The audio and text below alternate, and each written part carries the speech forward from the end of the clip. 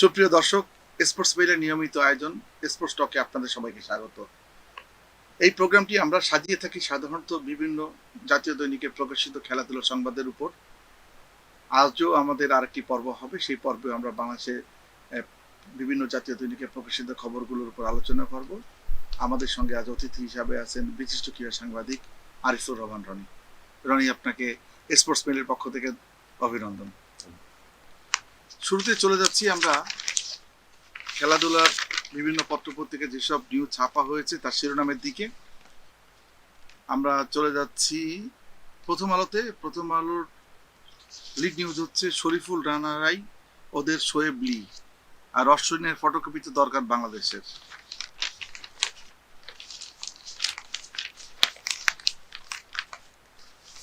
আমাদের এবার আসছে মানব জমিনের দিকে। মানব জমিনে খেলাধুলার পাতার প্রধান শিরোনাম হচ্ছে যেভাবে সাকিবের পথে হাঁটতে চান মিরাজ, আর সারেতে পোপ অ্যাটকিনসনদের অভাব মেটাবেন সাকিব।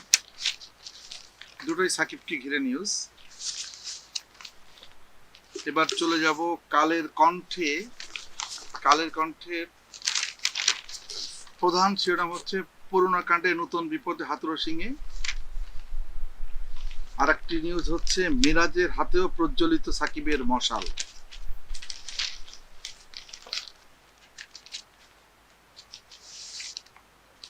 এবার চলে যাচ্ছি আমরা আজকের পত্রিকার দিকে। আজকের পত্রিকার প্রধান শিরোনাম হচ্ছে ভারতীয় দল দেখে ধাঁধায় বাংলাদেশ। আরেকটি হচ্ছে ভুলে ভরা জামালদের ভুটান সফর। এবার আমরা চলে যাচ্ছি সমকালের দিকে। দৈনিক সমকালে খেলাধুলার পাতার প্রধান শিরোনাম হচ্ছে ভারতেও ভালো করা সম্ভব।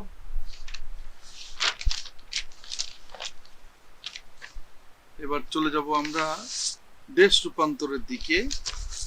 দৈনিক দেশ রূপান্তরে খেলাধুলার পাতার প্রধান শিরোনাম হচ্ছে ভারতের সঙ্গে ফাইট করার চ্যালেঞ্জ। আরেকটি নিউজ হচ্ছে কারবিরা তার দায় এড়াবেন কি করে। আরেকটি হচ্ছে বাসবলকে তুড়ি মেরে ওভারটের জয় শ্রীলঙ্কার। এবার আমরা চলে যাচ্ছি ডেইলি স্টারের দিকে। ডেইলি স্টারে খেলাধুলার পাতার প্রধান শিরোনাম হচ্ছে Tigers look to take fight to India with balance attack. আরেকটি নিউজ হচ্ছে Nissanka skip very special Sri Lanka win. Roni, আপনি আজকের বিভিন্ন পত্রপত্রিকার শিরোনাম তো দেখলেন। একটি নিউজ হয়েছে, এটা প্রায় কমনই ছিল, সেটি হচ্ছে আপনি মিরাজের সঙ্গে সাকিবের তুলনা করা হচ্ছে এবং বলা হচ্ছে যে সাকিবের পথেই হাঁটছেন মিরাজ। মানে যেই রোলটা সাকিব প্লে করতেন, দীর্ঘদিন ধরে করেছেন, সেই রোলটা এখন প্লে করছেন এবং এটা কন্টিনিউ করবেন এবং আরো ভালো করার কিছু প্রত্যাশাও আছে। ডেফিনেটলি এই প্রত্যাশা মিরাজের কাছে কিন্তু এখন না, আরো অনেক বছর আগে থেকেই আমাদের ছিল, বাংলাদেশ ক্রিকেটের ছিল।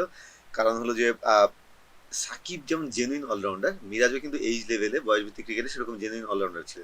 তিনি নিয়মিত বোলিং করতেন এবং ব্যাটিং করতেন 5 নম্বরে, মানে 4-5 নম্বরে। সো এই জেনুইন অলরাউন্ডারের ক্ষেত্রে ওই সময় আমার মনে আছে যে মিরাজ যেহেতু ক্যাপ্টেন্সি করেছেন, দুটি অনূর্ধ্ব 19 বিশ্বকাপে ক্যাপ্টেন্সি করেছেন, তখন অনেকে তাকে ভবিষ্যতের মাশরাফিও বলেছে। আবার তার অলরাউন্ড অ্যাবিলিটির জন্য তাকে ভবিষ্যতের সাকিব হিসেবেও তখন বলেছে, বা বাংলাদেশ ক্রিকেটের প্রত্যাশা ছিল। তারপরে যেটা হলো যে তিনি তো আসলে একটু দ্রুতই, প্রত্যাশার চেয়ে একটু দ্রুতই তাকে টেস্ট ক্রিকেটে আনা হয়েছিল। ওই সময় একটা বিশেষ পরিকল্পনা নিয়ে দেশের মাঠে আপনার স্পিনিং উইকেট করা হলো, তাকে তখন মিরাজকে আনা হলো। অনূর্ধ্ব 19 বিশ্বকাপ তিনি খেললেন যে বছর 2016 সালে, সেই বছরই তার টেস্ট অভিষেক। ওই সময়টায় তিনি বোলিংয়ে এত সাফল্য পেলেন ওই টার্নিং উইকেটে। তারপরে ওই ব্যাটিং এর ব্যাপারটা অভিষেক সিরিজেই তিনি অসাধারণ সাফল্য পেয়েছেন, রেকর্ড করে তার অভিষেক। সো তারপরে বোলিং এর সাফল্যতে তিনি বোলার হয়ে গেলেন আলটিমেটলি। এবং যেহেতু ইন্টারন্যাশনাল ক্রিকেটের জন্য তার ব্যাটিংটা আসলে তখন এতটা রেডি ছিল না, এবং তিনিও হয়তো ব্যাটিংটাতে অত মনোযোগ দেননি, দলও ততটা মনোযোগ দেয়নি। কারণ হলো যে তিনি বোলিংয়ে অনেক সাফল্য পাচ্ছিলেন। ইন্টারন্যাশনাল ক্রিকেটের জন্য তখন তো তার ব্যাটিংটা অতটা রেডি ছিল না যতটা এজ লেভেলের জন্য ছিল। সো ওই সময়টা তিনি হয়তো ব্যাটিং নিয়ে অতটা কাজ করেননি এবং দলেরও সেভাবে প্রয়োজন হয়নি। তখনও টুকটাক কিছু ইনিংস তিনি খেলেছেন, হায়দ্রাবাদে একটা 50 করেছিলেন টেস্টে, এরকম টুকটাক কিছু ইনিংস খেলেছেন, কিন্তু রেগুলার মানে অলরাউন্ডার হয়ে ওঠার জন্য রেগুলার যেভাবে ব্যাট হাতে পারফর্ম করে সেটা করতে পারছিলেন না, যেটা তিনি রিসেন্টলি দেখাচ্ছেন। তিনি বোলিং এর উন্নতিটাও দেখিয়েছেন এই সময়ে, স্পেশালি দেশের বাইরে। আগে তো মূলত দেশের মাটিতেই তার বোলিংটা বেশি কার্যকর ছিল, এখন গত কয়েক বছরে তিনি কিন্তু অনেক জায়গায় সাফল্য পেয়েছেন। সাউথ আফ্রিকা, শুধু উপমহাদেশে না, সাউথ আফ্রিকায় তো তিনি ভালো বোলিং করেছেন, এবার তো পাকিস্তানে অসাধারণ বোলিং করলেন। সঙ্গে তার ব্যাটিংয়ে শুধু তিনি রান করছেন বলেই নয়, এখন যে তার কনফিডেন্স লেভেলটা আছে, তার যে অথরিটি আছে, তিনি জানেন নিজের খেলাটা এখন বোঝেন, ভালো পার্টনারশিপ করতে পারছেন, এগুলো মিলিয়ে আসলে প্রত্যাশাটা এখন আবার সেই আগের জায়গায় ফিরে গেছে। 8 বছর আগে যখন আমরা তাকে ভেবেছিলাম যে তিনি ভবিষ্যতে সাকিব হবেন, এখন যখন সাকিব তার ক্যারিয়ারের একদম সায়ান্নে চলে এসেছেন, এবং মিরাজের তখন এই উত্থানটা মানে একটা রিলে রেসের ব্যাটন বদলের মতো মনে হচ্ছে আমাদের কাছে, এবং সেটা যদি হয় বাংলাদেশ ক্রিকেটের জন্য একটা দারুণ সংবাদ আর কি। আচ্ছা, আরেকটি নিউজ আসছে, সেটা হচ্ছে আপনি ইন্ডিয়া টিম তো ঘোষণা হয়ে গেছে, আপনি দেখেছেন ইন্ডিয়া টিমের একটা বেশ ভারসাম্যপূর্ণ একটা দল হয়েছে। এখন এই ইন্ডিয়া টিমের সঙ্গে আমাদের খেলায় কোথায় চ্যালেঞ্জটা হতে পারে? ইন্ডিয়ার সঙ্গে চ্যালেঞ্জ সব জায়গায় শামীম ভাই, এখানে আসলে ইন্ডিয়া এত ওয়েল ব্যালেন্স টিম, এবং দেশের মাটিতে তারা গত এক যুগে সিরিজ হারেনি। সো বুঝতেই পারছেন, সেটা শুধু বাংলাদেশ না, সব দলের জন্যই সেখানে কঠিন পরীক্ষা হয়, সব দলই সেখানে গিয়ে মোটামুটি নাস্তানুবুদ্ধ হয়ে আসে। সেটা বাজ বলেন, ইংল্যান্ড বলুন, সেটা আপনার অস্ট্রেলিয়া বলুন, বা যে কোনো দল সেখানে গিয়ে সিরিজ হারে বা খুব বাজেভাবে হারে। সো বাংলাদেশের জন্য একটা কঠিন চ্যালেঞ্জ হবে। ইন্ডিয়া একদম মোহাম্মদ শামি ফিট থাকলে হয়তো একদম পরিপূর্ণ দল বলা যেত, তারপরও যারা আছে একদম কমপ্লিট টিম, সেখানে আসলে ঘাটতির জায়গা খুব বেশি নেই। 4জন পেসার তাদের একাদশে আছে, 4জন স্পিনার, সেই 4জন স্পিনারের মধ্যে 3জনই কিন্তু অলরাউন্ডার, স্পিনিং অলরাউন্ডার, এবং তারা খুব ভালো ব্যাটসম্যান। সো আর ব্যাটিং এ তো এভরিবডি আছেই, সবাই সেখানে। তো মানে এই টিমের সঙ্গে বাংলাদেশের জন্য টাফ চ্যালেঞ্জ হবে, এবং যেহেতু প্রত্যাশাটাও এখন বেশি বাংলাদেশের, সেই প্রেশারটাও থাকবে। তো বাংলাদেশকে আসলে 100% দিলে হবে না, মোর দেন 100% চেষ্টা করতে হবে, 120% দিয়ে চেষ্টা করতে হবে। ভারতের সেই চ্যালেঞ্জ মানে জেতাটা আসলে পরের কথা, বলা হয়তো প্রসেসটায় থাকা বা ওই প্রক্রিয়াটা ধরে রাখা, ওই ধারাবাহিকতা ধরে রাখা, সেটা ধরে রাখাই অনেক চ্যালেঞ্জ হবে। আমি চাইবো বাংলাদেশ দল যেন ফাইটটা শো করতে পারে। এর আগে বাংলাদেশ যখন ইন্ডিয়া সফরে গিয়েছিল, যে দুটি টেস্ট ছিল বাংলাদেশ খুব ভালো করতে পারেনি, এবং ইডেনে আপনার মনে আছে যে ডে নাইট টেস্টে অনেক হাইপ ছিল, ভারতের প্রথম ডে নাইট টেস্ট, বাংলাদেশ খুব বাজেভাবে হেরে পড়েছিল, আমরা 3 দিন খেলতে পারিনি। 3 দিনে খেলতে পারেনি, সেজন্য বেশ বিব্রতকর সব কথাবার্তা, অবমান সুযোগ কথা হয়েছিল। তো আমি চাইবো অ্যাটলিস্ট এবার সেরকম কিছু না হোক, বাংলাদেশ পাকিস্তানের যে জয়টাকে সঙ্গী করে এসেছে সেটা সামনে নিয়ে যাবে, এবং ফাইটটা শো করবে ভারতকে। আসলে একদম শেষ মুহূর্ত পর্যন্ত যেন জয়ের জন্য, যদি তারা যেতেও, জয়ের জন্য যেন অনেক লোরে জয় পেতে হয়। এখানে তো আপনি ধরেন, আপনি টেস্টের বুমরা তো আছে, তাই না? আপনি কুলদীপ যাদব আছে, আপনি লেগ স্পিনার, প্লাস হচ্ছে চায়নাম্যান, প্লাস হচ্ছে অশ্বিন আছে। মানে এই 3জন বোলারকে তো একটু বেশি ভাবে রিড করতে হবে আমাদের, তাই না? হ্যাঁ, মানে বুমরা তো একদিক থেকে হলো যে একদম কমপ্লিট বোলার, 3 ফরম্যাটে এরকম বোলার আসলে বিশ্বে নাই, সিরিয়াসলি নাই। এবং বুমরা খুব বেশি ম্যাচ খেলেননি গ্রেটদের তুলনায়, কিন্তু এখনই তিনি তাকে গ্রেটেস্ট বোলারদের একজন বলা যায়। আপনি 3 ফরম্যাট যদি মিলিয়ে বলেন, সর্বকালে সেরা বোলারদের একজন। তো মানে এভরিথিং তার পারফেক্ট, এত অ্যাকুরেট, সঙ্গে তার স্কিল, সুইং, রিভার্স সুইং, সবকিছু মিলিয়ে, এবং ব্যাটসম্যানকে রিড করা, সবকিছু মিলিয়ে তিনি একদম কমপ্লিট ফাস্ট বোলার। পেস তো আছেই, সেখানে অশ্বিন, জাদেজা, কুলদীপ, আকসার প্যাটেলও আছেন। আকসার প্যাটেলকে চান্স দিলে তিনিও ভালো করবেন, সম্ভবত তিনি হয়তো সুযোগ পাবেন না যদি তারা, ওনাকে হোয়াইট বলের প্লেয়ারই বলা হয় সাধারণত। হোয়াইট বলে তিনি অসাধারণ করেছেন, কিন্তু টেস্টে যখন সুযোগ পেয়েছেন কিন্তু ভালো করেছেন। কিন্তু ভারতে এত স্পিন সমৃদ্ধ, যেখানে অশ্বিন, জাদেজা খেলছেন, কুলদীপ তার খুব ভালো করছেন এখন। সো 4জন স্পিনার নিয়ে তাদের পক্ষে খেলা হয়তো টাফ হবে, কিন্তু আকসার প্যাটেল চান্স পেলে তিনিও খুব কার্যকর হতে পারেন। আর বাকি 3জন তো আসলে মানে অশ্বিনের এত উইকেট, চেন্নাইয়ে খেলা হবে ফার্স্ট টেস্টে, চেন্নাই অশ্বিনের 4 টেস্টে 30 উইকেট, জাদেজা সেখানে 4 টেস্টে 26 উইকেট, এবং কুলদীপ তো বাংলাদেশের সঙ্গে খুব, বাংলাদেশে এসেও ভালো করে গিয়েছেন, এবং সব দলের এগেন্স্টে খুব ভালো করছেন এখন। তো বুঝতেই পারছেন, নতুন বলে হয়তো সিরাজ এবং বুমরা থাকবেন, তারপরে এই 3 স্পিনার আসবেন। বাংলাদেশের ব্যাটসম্যানদের জন্য কখনো আসে না যে অনেক বেশিরভাগ দলের বোলিং এ আক্রমণে আপনি যদি যান যে ঠিক আছে একটা ভালো, একটা ভালো বোলারকে আমি পার করে দিলাম, বা একদিক থেকে একটা ভালো বোলার, আরেক দিক থেকে হয়তো আমি একটু রেসপাইট পাচ্ছি, একটু স্বস্তির শ্বাস নিয়ে খেলতে পারছি, কিন্তু ভারতের সঙ্গে সেই সুযোগটা নাই, ভারতের মাটিতে আরো নাই। আপনার প্রত্যেকটা মুহূর্তে সমান গুরুত্ব দিয়ে প্রত্যেকটা বোলারকে খেলতে হবে, কোথাও স্বস্তির শ্বাস নেওয়ার সুযোগ নেই। সো চ্যালেঞ্জটা এই ক্ষেত্রেই আসলে খুব বেশি, কারণ তারা সবাই ভালো বোলার, সবাই উইকেট টেকার। ভারত তো আপনি ওয়ার্ল্ড টেস্ট চ্যাম্পিয়নশিপে এখন লিডিং এ আছে পয়েন্ট তালিকায়, তাই না? যেটাকে আপনার রেশিও করে যে পয়েন্টটা করা হয় সেখানেও উপরে। তারা তো নিশ্চয়ই লক্ষ্য করছে যে আপনার টেস্ট চ্যাম্পিয়নশিপের ফাইনাল খেলবে। সুতরাং বাংলাদেশের সাথে ম্যাচটা তো মানে 2 টেস্টের সিরিজটা তো তাদের জন্য আরেকটু বেশি গুরুত্ব পাচ্ছে। ডেফিনেটলি সেটা তো আপনার দল দেখেই বুঝেছেন, যদিও ভারত সবসময় টেস্টে ভালো দল দেয়, তারপরে এবারও তারা কোনো রিস্ক নেয়নি, কারণ হলো যে টেস্ট চ্যাম্পিয়নশিপের ফাইনালের হাতছানি তাদের সামনে আছে এবং তারা গতবার ফাইনালে উঠে হেরে গেছে, তো চাইবে যে এবার সেটা জিততে। এই ট্রফিটা তাদের মিসিং আছে, সবকিছু তো তারা জিতেছে কিন্তু এই ট্রফিটা তাদের এখনো মিসিং আছে, এবং ডেফিনেটলি তারা চাইবে যে ফাইনাল খেলতে। সেক্ষেত্রে সামনে তাদের আরো টাফ চ্যালেঞ্জ আছে, দেশের মাটিতে নিউজিল্যান্ডের সঙ্গে খেলবে, সেটা হয়তো ততটা টাফ হবে না। তারপর অস্ট্রেলিয়ার সঙ্গে তাদের বড় গাভাস্কার ট্রফি আছে। তো বাংলাদেশের সঙ্গে দুটো টেস্টে তারা ডেফিনেটলি জয়টা নিশ্চিত ধরে নিয়েছে, নিশ্চিত করতে চাইবে। এই জন্য কিন্তু বুমরার খেলা নিয়ে একটু সংশয়ের জায়গা ছিল, বিভিন্ন মানে অন্য সবাইকে খেলাতো তারা, কিন্তু ইন্ডিয়ান পত্রপত্রিকায় মাসখানেক আগেও ছিল যে হয়তো বুমরাকে রেস্ট দেওয়া হতে পারে, কিন্তু তারপরে তারা রেস্ট কিন্তু দেয়নি, কারণ এই রিস্কটা তারা নিচ্ছে না। সো ডেফিনেটলি বাংলাদেশের জন্য কঠিন চ্যালেঞ্জ থাকবে এবং ভারত দুটো টেস্টেই জয়টা নিশ্চিত করতে চাইবে। রনি, সাকিবের প্রসঙ্গে আবার ফিরে আসছে, যেহেতু সাকিবকে নিয়ে মিরাজের একটা মিরাজকে বলা হচ্ছে সাকিবের যোগ্য উত্তরসূরি হিসেবে তৈরি হচ্ছে। আপনি খেয়াল করে দেখছেন সাকিব কিন্তু দীর্ঘদিন পরে কিন্তু ইংলিশ কাউন্টিতে খেলছেন, তাই না? এবং গতকাল উনি খেলেছেন এবং এক্সপেক্টেড বোলিংই করেছেন উনি। এই এই আমাদের যদি বলা হয় ইংলিশ কাউন্টিতে প্রথম প্রফেশনাল ক্রিকেটার কিন্তু বাংলাদেশের সাকিবই। একটু যদি বলতেন যে এই মাঝখানে যে প্র্যাকটিসটা আপনি ইসে যে করছে, কাউন্টিতে করছে সাকিব, এটা কতটা সাকিবের জন্য উপকারে আসছে? কন্ডিশন আলাদা, ইন্ডিয়া আর ইংল্যান্ডের কন্ডিশন আলাদা, বাট একটা হলো যে যদি শুধু নিখাত ক্রিকেট প্রেমী হিসেবে দেখেন তাহলে আমাদের জন্য একটু নস্টালজিক ব্যাপারও, কারণ সাকিব যখন কাউন্টিতে খেলতে গেল 2010 সালে, তারপর 2011 সালে, তখন বাংলাদেশ ক্রিকেটের জন্য একটা বিশাল ব্যাপার ছিল সেটা। বাংলাদেশের একজন ক্রিকেটার কাউন্টি ক্রিকেটে খেলছেন। এখন তো ফ্র্যাঞ্চাইজি ক্রিকেট এরকম হয়ে গেছে, সবাই খেলছে, সাকিব তো খেলছেনই, অন্যান্য ক্রিকেটারও এখন আইপিএল ছাড়া অন্যান্য আপনার ফ্র্যাঞ্চাইজি লিগগুলোতে খেলছে, ব্যাপারগুলো খুব নর্মাল হয়ে গেছে বাংলাদেশ ক্রিকেটে। কিন্তু 14 বছর আগে বাস্তবতা এটা একটা বিশাল ব্যাপার ছিল, এবং কাউন্টি ক্রিকেটে খেলা সেটা বিশ্ব ক্রিকেটের জন্য একটা বড় ব্যাপার ছিল। তারা কাউন্টি ডিল পেতেন, তারা আসলে মানে একটা অভিজাত জায়গায় পৌঁছে গেলেন, এরকম একটা ব্যাপার ছিল। তো সাকিব বাংলাদেশের ক্রিকেটের সেই ব্যাপারটা এনে দিয়েছিলেন।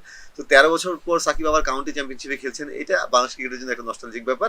ভালো ব্যাপার হলো যে তিনি পারফর্মও করছেন, এবং সারের মতো একটা কাউন্টিতে, সার তো ইংল্যান্ডের যে কয়েকটা বড় কাউন্টি দল আছে, ইয়র্কশায়ার, সারে, ওয়ারউইকশায়ার, এগুলো বড় কাউন্টি দল ঐতিহ্যবাহী। সো সারের মতো কাউন্টিতে খেলছেন, খুবই ভালো পারফর্মও করেছেন, সেটা ভালো ব্যাপার। পার্সোনালি তার কথা বললে বা বাংলাদেশের কথা বললে, দলের কথা বললে, এটা একটা ভালো ব্যাপার যে সাকিব কালকে উইকেট তো তিনি পাবেন ডেফিনেটলি।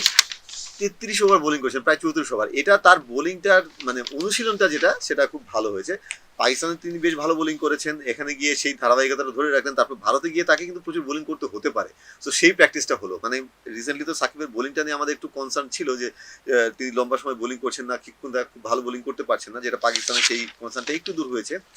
ইন্ডিয়াতে প্রস্তুতি নিতে হবে যে সাকিব, মিরাজ, তাদেরকে লম্বা সময় বোলিং করতে হয়। ইভেন তাইজুলকেও খেলানো হতে পারে আপনার 3টা স্পিনার খেলালে। হয়তো ভারতে চেন্নাইয়ের উইকেট যদি সেরকম থাকে তাহলে হয়তো 2 পেসার 3 স্পিনার নিয়ে বাংলাদেশ খেলবে, সেক্ষেত্রে তাদেরকে লম্বা সময় বোলিং এর প্রস্তুতি নিতে হবে। সো সাকিবের সেই প্র্যাকটিসটা হয়ে গেল, যেটা তার পার্সোনালি এবং বাংলাদেশ দলের জন্য একটা ভালো ব্যাপার। যদিও একটু ব্যাপার হলো যে সেখানে তিনি ডিউক বলে খেলছেন, এখানে এসজি বলে খেলতে হবে, এই ব্যাপারটা আছে। বাট সাকিব তো আসলে এই মানে 17 বছর 18 বছরের ক্যারিয়ার, তিনি তো এটা সব ধরনের বলই খেলেছেন, সব ধরনের বলই খেলেছেন। তো তার জন্য এটা আসলে মানে হাতের তালুর মধ্যে তিনি সবকিছু চেনা, তো সেটা সমস্যা হবে না। কন্ডিশনও মানে ইন্ডিয়া, তিনি সারা বিশ্বের সব জায়গায় খেলেছেন, তো কন্ডিশন মানে সমস্যা হবে না। আমি একটু চিন্তিত তার ওয়ার্কলোডটা নিয়ে। তিনি ক্যারিয়ারে যে পর্যায়ে আছেন, 37 বছরের বেশি বয়স, এখন 2টো টেস্ট মাত্র খেলে এসে আসলেন, তারপরে একটি 4 দিনের ম্যাচ খেলছেন, তারপরে আবার গিয়ে ভারতে গিয়ে আরো 2টো টেস্ট খেলতে হবে, ফিরে আপনার সাউথ আফ্রিকার 2টো টেস্ট, ট্রাভেলিং আছে। সো এই সময় তার বডিটা কিভাবে রেসপন্স করে, এটা একটু ব্যাপার। সেটা বাংলাদেশ দলের ফিজিও ট্রেনার যারা আছেন এবং সাকিব নিজে, ওই চনমনে থাকা, ফ্রেশ হয়ে থাকা, এই ব্যাপারটা নিশ্চিত করতে হবে, যাতে ভারতের সঙ্গে টেস্টে যখন তিনি নামবেন তিনি চনমনে হয়ে নামতে পারে না। আচ্ছা রনি, আরেকটি ইস্যু আসছে, সেটা হচ্ছে ফারুক ভাইয়ের সাথে, ফারুক ভাই কথা বলবেন নাসুমের সঙ্গে, খুবই ইন্টারেস্টিং। এটা যদি বলতেন হঠাৎ এই ইস্যুটা চলে আসলো কেন? হ্যাঁ, আমার মনে হয় এই ইস্যুটা চলে আসলো কেন হঠাৎ, এটা একটা প্রশ্ন বটে, কিন্তু ইস্যুটা আসা উচিত ছিল। এখন দেখুন মানে ব্যাপারটা খুবই সিরিয়াস একটা এলিগেশন ছিল ওই সময়টায়, যদিও সেটা ওই সময় বোর্ড প্রেসিডেন্ট ডাউন প্লে করেছিলেন, নাজমুল হাসান পাপন ভাই বলেছিলেন যে সেরকম কিছু হয়নি। কিন্তু আমি যতদূর জানি যে যে তদন্ত কমিটি হয়েছিল, তাদের যে রিপোর্টটা ছিল, সেই রিপোর্টে, ওই রিপোর্টে মানে তদন্ত কমিটির একজন সদস্য অন্তত আমাকে তখন নিশ্চিত করেছিলেন যে নাসুম কাণ্ডের কিছু একটা সেখানে আছে, কিছু একটা ঘটনা উল্লেখ আছে। সেটা কি তিনি সেটা বলেননি, কিন্তু কিছু একটা উল্লেখ আছে। যদিও পাপন ভাই পরে বলেছিলেন যে আসলে সেরকম কিছু নাই, উল্লেখ নাই। কিন্তু এখন যেহেতু রিপোর্টটা প্রকাশ্যে আসার আলোচনা হয়েছে এবং ফারুক ভাই বলেছেন যে তারা রিপোর্টটা প্রকাশ্য করবেন, তখন আসলে এই ব্যাপারটা একটা আলোচিত ইস্যু। ফারুক ভাই বলেছেন, পত্রপত্রিকা যেটা এসেছে, কালের কণ্ঠে এসেছে, প্রথম আলোতে ছোট্ট করে এসেছে যে ফারুক ভাই নাসুমের সঙ্গে কথা বলবেন। যতদূর জানি এর মধ্যে দুই একবার তাদের প্রাইমারি কথা হয়েছে ফোনে, হয়তো অফিসিয়ালি কথা বলবেন। একটা ব্যাপার হচ্ছে যখন ঘোষণা দিয়ে কথা বলে না, তখন আবার একটু ব্যাপারটা অন্যরকম হয়ে যায়, তখন নাসুমও হয়তো একটু ব্যাকফুটে চলে যেতে পারেন। মানে মিডিয়া এই ব্যাপারগুলো একটু নিজের জন্য একটু বিব্রতকর, ওই সময় যেটা হয়েছিল তার জন্য একটু বিব্রতকর। মিডিয়া আসলে এরা মানে একটু লজ্জাও লাগে আসলে, যে গায়ে হাত তোলার মতো ব্যাপার। সো নাসুম একটু ভরকে যেতে পারেন। মিডিয়ার দিক থেকে ঠিক আছে, কিন্তু বোর্ড প্রেসিডেন্টের দিক থেকে এসব মিডিয়ায় না আসলে ভালো হতো। তিনি যদি নিজের মতো করে গোপনে আগে কথাটা বলে ফেলতেন তাহলে ভালো হতো। বাট এটা দরকার আছে আমি বলে মনে করি, কারণ হলো যেহেতু ওই ঘটনা নিয়ে এত আলোচনা হয়েছে ওই সময়, এবং আমি নিশ্চিত যে এরকম একটা ঘটনা ঘটেছিল, কারণ ওই সময় যারা সাপোর্ট স্টাফে ছিল তাদের অন্তত দুজনের কাছ থেকে আমার এই ঘটনা শোনা হয়েছে। যদিও ওই সময়টায় আমরা বিশ্বকাপে যারা কভার করতে গিয়েছিলাম, টু বি অনেস্ট, আমরা হয়তো 95% কেউ জানতাম না, আমিও জানতাম না। যখন একটি মিডিয়া আসলো তারপর খোঁজ নিয়ে আমি এটা জানতে পেরেছি। ওই সময় সাপোর্ট স্টাফের দুজনের কাছ থেকে, যারা এখন বাংলাদেশ দলে নেই, তাদের কাছ থেকে আমি জানতে পেরেছি। তারা নিশ্চিত করেছেন আমাকে যে হ্যাঁ এরকম ঘটনা ঘটেছে। যদিও হাতুরু সিং আসলে সরাসরি চর মারতে চাননি, আমি তাদের কাছে যেটা শুনেছি, চর মারতে চাননি তিনি। হয়তো তার তাৎক্ষণিক প্রতিক্রিয়া ছিল, সেটা গালে লাগেনি, তার হয়তো মানে নাসুম সরে গিয়েছেন তাৎক্ষণিক। যেখানে কিন্তু অ্যাটেম্পটা ছিল চড়ই, তাই না? ডেফিনেটলি অ্যাটেম্পটা চরের ছিল, এবং সেটা মানে গায়ে হাত তোলাই ডেফিনেটলি ছিল। সেখানে বাংলাদেশ দলের দুজন ক্রিকেটার ছিলেন এবং আমাদের সাবেক ট্রেনার নিক লি ছিলেন, এবং তদন্ত কমিটির কাছে কিন্তু নিক লি ঘটনাটার কথা বলেছেন। এটা আমি জানি, পার্সোনালি জানি। এখন তদন্ত কমিটি সেটা কিভাবে উপস্থাপন করছে আমি জানি না, কিন্তু নিক লি তদন্ত কমিটির কাছে ঘটনার কথা বলেছেন। অন্য দুজন ক্রিকেটার তারা হয়তো বলেননি বা রাগ ডাক রেখেছেন, তাদের সেটা সঙ্গত কারণে, কিন্তু নিক লি কিন্তু বলেছেন ঘটনার কথা। এবং নিক লি ওয়ার্ল্ড কাপ শেষে কিন্তু থাকতে পারেননি, পরে নিক লির সাথে কন্ট্রাক্ট রিনিউ করা হয়নি। এবার আমি আরেকটা ভেতরের কথা দিতে পারি, যেগুলো আমরা আসলে সময় লিখতে পারি না, টক শোতে বলতে পারি, যে এবার যখন পাবন ভাই বোর্ড প্রধান থেকে সরে গেলেন, মানে সরে যেতে বাধ্য হলেন, পদত্যাগ করলেন, তারপরে সাপোর্ট স্টাফের কয়েকজন, সেখানে নিকলি যেমন ছিলেন, অ্যালান ডোনাল্ড, আমাদের সাবেক অ্যানালিস্ট, এরকম কয়েকজন, তারা কিন্তু ব্যাপারটাতে বেশ খুশি হয়েছিলেন। সেটা বাংলাদেশ দলের কয়েকজন ক্রিকেটারের সঙ্গে তারা শেয়ার করেছেন। কারণ টিমের ভিতর ওয়ার্ল্ড কাপের সময় যে পরিবেশ ছিল, সাপোর্ট স্টাফদের সঙ্গে হাতুর সঙ্গে যে আচরণ ছিল, সেটা তারা নিতে পারেননি। সেটা অ্যালান ডোনাল্ডও নিতে পারেননি, নিকলিও নিতে পারেননি, আমাদের সাবেক অ্যানালিস্ট, যেটা আমাদের খেলা মানে ওয়ার্ল্ড কাপে বিরূপ প্রভাব ফেলেছে। ডেফিনেটলি প্রভাব ফেলেছে। ওয়ার্ল্ড কাপের সাপোর্ট স্টাফদের সঙ্গে হাতুর সিং এর যে সম্পর্ক, এটা একদম বাংলাদেশের প্রিপারেশন ক্যাম্প থেকে শুরু হয়েছিল, ধরমশালায়, সেখান থেকে শুরু হয়েছিল। সেটার প্রভাব ওয়ার্ল্ড কাপে বাজেভাবে পড়েছে, ডেফিনেটলি বাজেভাবে পড়েছে, এবং সেটা শেষ ম্যাচের আগে খুব বাজে আকার ধারণ করেছে অ্যালান ডোনাল্ডের সঙ্গে, অন্যান্য সবার সঙ্গে। ডোনাল্ড তো আসলেনই না, ডোনাল্ড আসলেন না। ডোনাল্ডের সঙ্গে আমি একটা ইন্টারভিউ করেছিলাম ওই সময়, শেষ ম্যাচের আগে, যখন ডোনাল্ডের অনেক কথা আসছিল, ইন্টারভিউ করেছিলাম। সেই ইন্টারভিউতে ডোনাল্ড তখন সরাসরি বলতে পারেন, কিন্তু অনেক কিছু ইঙ্গিত দিয়েছিলেন। ওই অবস্থায় নর্মালি সেই ইঙ্গিতও দেওয়ার কথা না, কিন্তু অনেক কিছু ইঙ্গিত দিয়েছিলেন। পরে তিনি আরো অনেক কিছু বলেছেন। সো এই ব্যাপারগুলো প্রকাশ্যে আসা উচিত, যেহেতু এখন মানে অনেক কথা হচ্ছে, এবং হাতুর সিং এর পালা বদলের একটা সময় চলছে, এবং হাতুর সিং কে নিয়ে অনেক কথা হচ্ছে। পাকিস্তানে তিনি সফল হয়েছেন কোচ হিসেবে, এটা যেমন সত্যি, সেই ক্রেডিট তাকে দিতে হবে। এর আগে দুটো বিশ্বকাপ গিয়েছে, দেশের মাটিতে বাংলা শ্রীলঙ্কার কাছে খুব বাজেভাবে হেরেছে টেস্টে, সেগুলো তো সামনে আনতে হবে, সেগুলো নিয়ে আলোচনা করতে হবে। সো সব কিছু এনেই তারপরে ডিসিশন নিতে হবে। এবং যখন একজন ন্যাশনাল প্লেয়ারের গায়ে ওয়ার্ল্ড কাপ চলার সময় এরকম একটা ঘটনা ঘটে, সেটা তাৎক্ষণিক প্রতিক্রিয়ায় হোক বা যেভাবেই হোক, সেটার একটা মানে সুরাহাও হওয়া উচিত। তো সেদিক থেকে আমি মনে করি যে ব্যাপারটা মানে নিয়ে আবার টেনে তুললে বলুন, কিংবা প্রকাশ্যে যদি সেই ঘটনা আসে, মানে সেই রিপোর্ট যদি প্রকাশ্যে আসে, তাহলে কিন্তু ওই ব্যাপারটাও তখন সেখানে থাকবে, এবং সেখানে থাকলে কিন্তু প্রশ্নবিদ্ধ হবে বোর্ড, যে তাহলে এটা রিপোর্টে আছে, কেন সেখানে ব্যবস্থা নেওয়া হয় নাই। হতে পারে যে ফারুক ভাই সেই কারণেও কথা বলতে চাচ্ছেন, হতে পারে। তো সব মিলিয়ে ব্যাপারটা আসলে আমি মনে করি যে একটা খোলাসা এবং সুরাহা হওয়া উচিত। রনি, এর আগেও তো অনেকবার তদন্ত কমিটি হয়েছে, কিন্তু আমার জানা মতে 2003 বিশ্বকাপের ব্যর্থতা তদন্ত রিপোর্ট ছাড়া আর কোনো রিপোর্টই প্রকাশ্যে আসেনি। হ্যাঁ, এবার আশা করছেন যে আসবে? কথা যখন দিয়েছেন তারা, আসতে পারে। একটা ব্যাপার হলো যে সব রিপোর্ট যে মানে একদম জনগণের সবার কাছে দিতে হবে তা না, কিন্তু একটা পর্যায়ে প্রকাশ করা উচিত, সেটা বোর্ডের সবার কাছে। যেটা আগের রিপোর্টটা কিন্তু বোর্ড পরিচালক যারা, তারাও অনেকে আসলে জানেন না যে এক্স্যাক্টলি রিপোর্টে কি আছে, তাদের কাছে অনেকটা ধোঁয়াশা আছে, এবং মিডিয়া বা একটা লেভেল পর্যন্ত অবশ্যই প্রকাশ করা উচিত। তার এইটা তো এত আলোচিত হয়েছে, এবং যেহেতু ফারুক ভাই বলেছেন যে প্রকাশ করবেন, ডেফিনেটলি প্রকাশ করা উচিত। আপনি যেটা বললেন খুবই সত্যি, এই তদন্ত কমিটি অসংখ্য হয়েছে, এবং অনেক তদন্ত কমিটিতে সিরাজ ভাই সেটার চিফ ছিলেন। তিনি এমনিতে নির্বিরোধী মানুষ হয়তো হতে পারেন, যে মানে সেরকম প্রকাশ্যে আসেন না, বা সেরকম অনেক অভিযোগ তার বিরুদ্ধে নাই, কিন্তু এই তদন্ত কমিটিগুলো তিনি ছিলেন, সেই রিপোর্টগুলো প্রকাশ্য হয় নাই, সেই দায়িত্ব কি তোলাই যায়। আর মূল দায়িত্ব ডেফিনেটলি বোর্ডের। কি রনি হয় না যে বিসিবি যে তদন্ত কমিটিগুলো গঠন করে, আমি যেটা 2000 অ্যাপার্ট ফ্রম 2003 বিশ্বকাপের মানে ব্যর্থতার পরে যে তদন্ত কমিটি হয়েছে সেগুলো কোনোটাই কিন্তু আপনি নিরপেক্ষ তদন্ত কমিটি নয়। সেটা হচ্ছে ক্রিকেট বোর্ডই তাদের পরিচালনা পরিষদ থেকে ডিসিপ্লিনারি কমিটি থেকে একটা তদন্ত কমিটি করে দিয়েছে। এটা কি একটা যে তদন্ত কমিটি যাদের রিপোর্টার যারা ই করবে পুরোপুরি অনুসন্ধান করবে এবং একটা পর্যালোচনামূলক একটা প্রস্তাবনা দিবে, সেই জায়গাটা কি একটু কি আপনি ফেয়ারনেসের যা ঘাটতি থাকে না? ডেফিনেটলি থাকে, এবং সেই কারণেই কিন্তু রিপোর্টগুলো আর প্রকাশ হয় না আলটিমেটলি। সেই রিপোর্টগুলো প্রকাশ হয় না কারণ আপনি এমনও আছে যে যাদের বিরুদ্ধে অভিযোগ তারাই সেখানে আছে, কিংবা তাদের ঘনিষ্ঠরাই আছে। কারণ বোর্ড পরিচালকদের নিয়ে গড়া কমিটি, এখানে অনেক ব্যাপার থাকতে পারে যেখানে বোর্ড পরিচালকদের দিকে ইঙ্গিত থাকবে, কিংবা হাতুরু সিং এর চন্দিকা হাতুরু সিং এর কোচ, তো তার দিকেও আঙুল তোলা হবে বা হতে পারে। হাতুরু সিং এর সঙ্গে বোর্ড প্রেসিডেন্টের সরাসরি যোগাযোগ। সো বোর্ড পরিচালকরা ডেফিনেটলি সেটা ভাববেন যে হ্যাঁ, আমি হাতুরু সিং এর এগেন্সটে কিছু লিখবো বা উপস্থাপন করবো, পাবন ভাই বেশির ব্যাপারটাকে কিভাবে নেবেন, কিংবা লিখা হলেও হয়তো চাপা দিয়ে ফেলবে।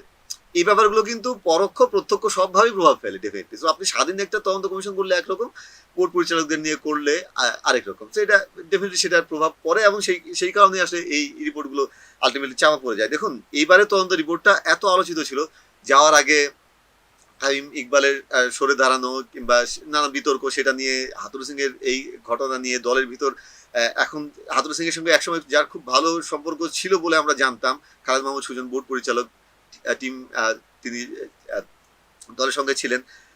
এই ওয়ার্ল্ড কাপে গিয়ে দেখলাম তিনি একবার বেস্ট আউটব্রাস্ট করলেন, তারপরে তো অনেকবার তিনি অভিযোগ করছেন হাতুরু সিং এর নিয়ে, এখনো করে যাচ্ছেন। তো সেই ব্যাপারগুলোও তো উঠে আসা উচিত, কিন্তু সেগুলো কি মানে পরিচালকরা যদি থাকেন আসলে কতটা উঠে আসবে, তাই না? কারো হয়তো সুজন ভাইয়ের প্রতি বিরাগ আছে, কারো হয়তো সুজন ভাইয়ের সাথে সম্পর্ক ভালো। সো এই টানাপোড়েন কিন্তু থাকবে, কিন্তু এগুলো আসলে সামনে আসা উচিত। কারণ যখন তিনি সুজন ভাই গেলেন, তিনি গিয়ে দেখতে পেলেন সেখানে যে তার সেই ক্ষমতা আগের মতো নাই, আগে যেসব তিনি প্র্যাকটিস করতেন। হতে পারে, সেটা হতে পারে, কিন্তু কেন নাই সেই কারণগুলো সামনে আসা উচিত। কেন তাকে আদর সিংকে সর্বা করা হলো, সেই ব্যাপারগুলো আসা উচিত।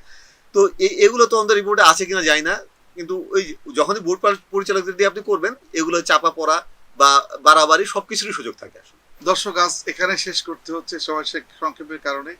রনির সাথে আলাপটা বেশ জমে গিয়েছিল, কিন্তু আর সময়ের কারণে আর পারছি না। নিশ্চয়ই দেখা হবে ইনশাল্লাহ পরবর্তী পর্বে। আগামীকাল আবার আসবো আপনাদের সামনে বিভিন্ন জাতীয় দৈনিকে প্রকাশিত খবরের উপর আলোচনা করতে। সে পর্যন্ত আপনাকে থাকুন, ভালো থাকুন, সুস্থ থাকুন। ধন্যবাদ সবাইকে।